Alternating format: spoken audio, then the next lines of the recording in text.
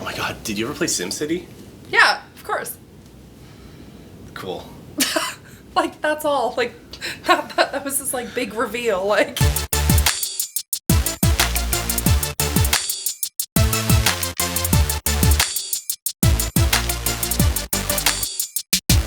Hey YouTubers, I'm Scott. I'm Rebecca. And we are the Scott and Rebecca Show. Woo!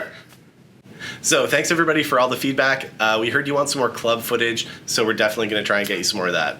Yes, it's really funny though because a lot of people have said that they wanted more club footage and I'm like, awesome, but I'm also like, thanks for the hangover, guys. So tomorrow when I wake up and I'm like, I'll totally be thinking about all of our wonderful YouTube followers. Yeah, so we've got something really exciting for you tonight. We're going to try and spice it up. A brewery here in Halifax called Propeller Brewing just opened a new arcade. So we're going to go hit that up, check it out, play some Caterpillar, play some Missile Command, whatever we can find. Some Frogger, maybe some Donkey Kong. What even are these?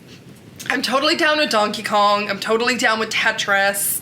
I don't know what those other insects you just said were, but we'll figure that one out. Missile Command is not an insect, but fair.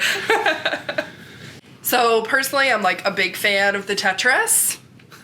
The Tetris. The Tetris. Me too. We actually got really, really invested in professional Tetris. I don't know if you guys have ever checked that out, but that is definitely something that I recommend. We'll link a video at the end. It's wild. Yeah, if you've never seen Tetris Professional Championships, like, it's insane. Yeah. They have a commentator like esports. Yeah. The commentator is pretty much the best part because he'll be like, oh my god, they're Tetris ready. Oh my god, it's a 13-piece drought. Oh my god. And I'm just like... So besides Tetris, we've also got some other games we're going to feature. So we watched the King of Kong documentary the other day. Wild. King of Kong. Wild. Fistful of Quarters. I know a lot of you are probably familiar with it. If you're not, if you're at all interested in video games and retro video games, or even if you're not, it's a great watch. It's full of drama. Drama? Definitely drama. Drama. Full of drama. Full of retro arcade games, and that's pretty much all you need. Okay, so basically how this all came up was when we were totally into professional Tetris. I was like joking that there's got to be like a dark side of Tetris. Like someone like spirals out of control because like they weren't Tetris ready and then they like fall into a life of drugs or something just like totally... Or like a Tanya Harding moment. Totally a Tanya Harding moment. They'd like do something with their thumb so they can't hyper tap. I don't know.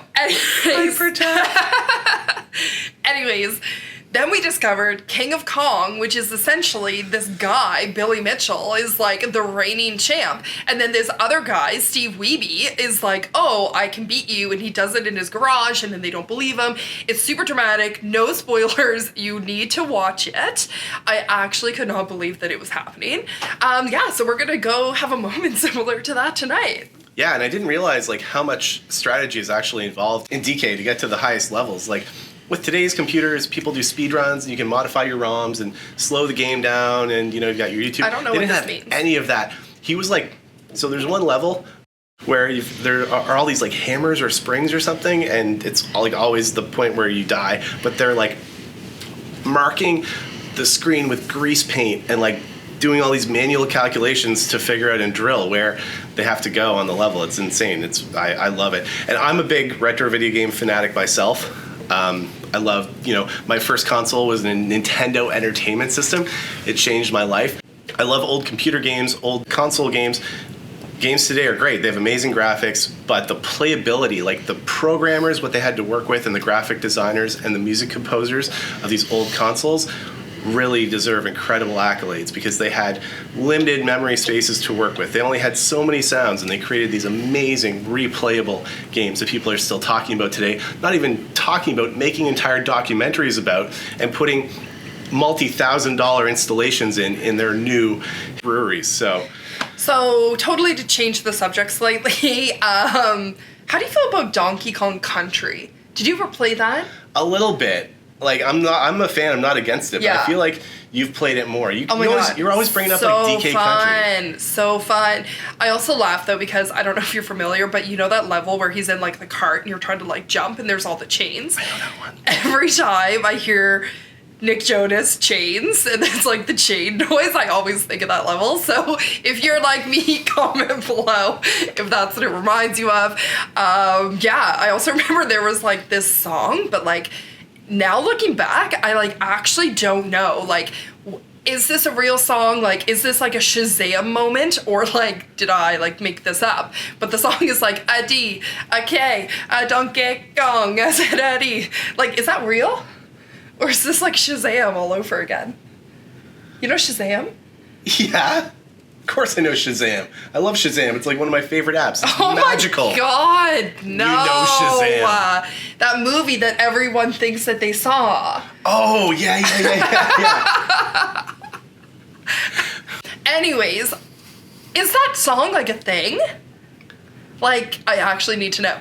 Anyways, the other one that I was super into was obviously Mario Kart. I was Princess Peach, the most annoying character. And I was always going the wrong way, so I was like, oh no.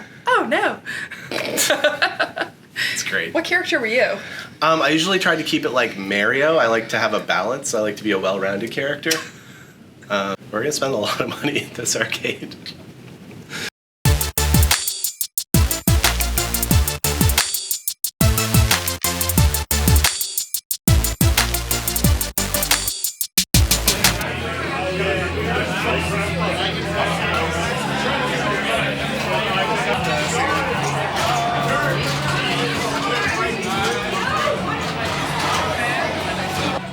Suck, bro. You suck even more. There's no ball in there, the ball.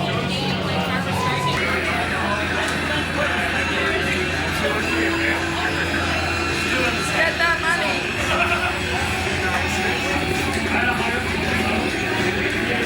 What? A helicopter?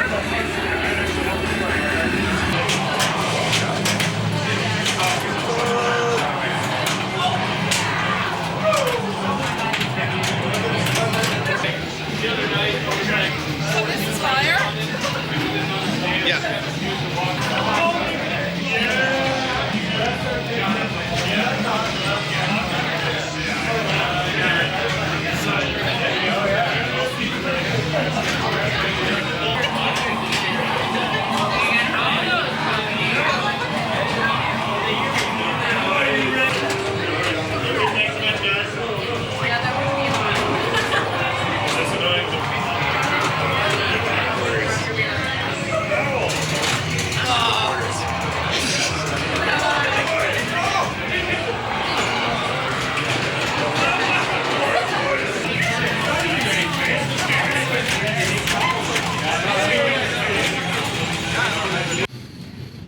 So, someone described our YouTube channel as a program, and I honestly feel like that is like the biggest compliment. Like, I feel like describing like a YouTube video as like a program is like basically writing a tweet and being described as an author.